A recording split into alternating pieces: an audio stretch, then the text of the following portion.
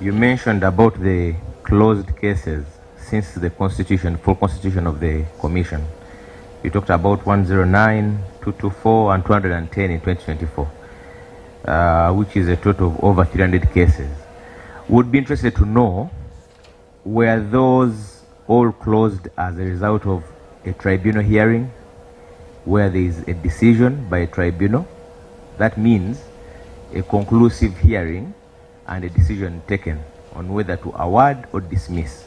We want to know how many of those cases were, because there have been complaints of cases being summarily handled and dismissed without reaching the tribunal. So out of over these 300 cases, we'll be interested in knowing which of those went through a decision and where we can get a ruling from the tribunal. Secondly and lastly, and this goes to all of you commissioners, the mandate of the Human Rights Commission is very rich and wide.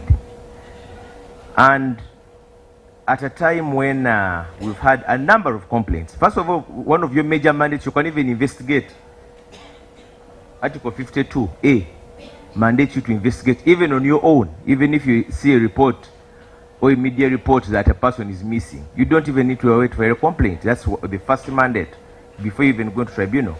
At a time when we have all sorts of cases of missing persons, of abductions, of incommunicado detentions, of torture, that the nation, what the nation is seeing is bickering over trips, over not greeting each other.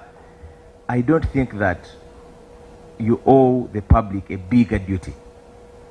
So many of us, and I want to join Honorable Mpindi, many of us were one of those who was also agitating, even outside Parliament, for the increment in the budget, for the appointment of a chairperson, because the nature of human rights violations are gross.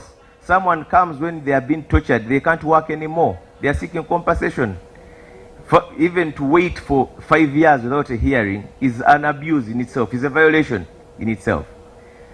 It's even a further violation that with all this that is happening, money aside, and yes, we know the complex of money, even that is rebuttable, the issue of whether it's money, because people are saying we've not even had a commission meeting for 5 months. That doesn't require money, because you are paid salaries and you sit in offices to investigate, to visit areas of detention. This audit report says in 1 year you didn't visit a single military detention.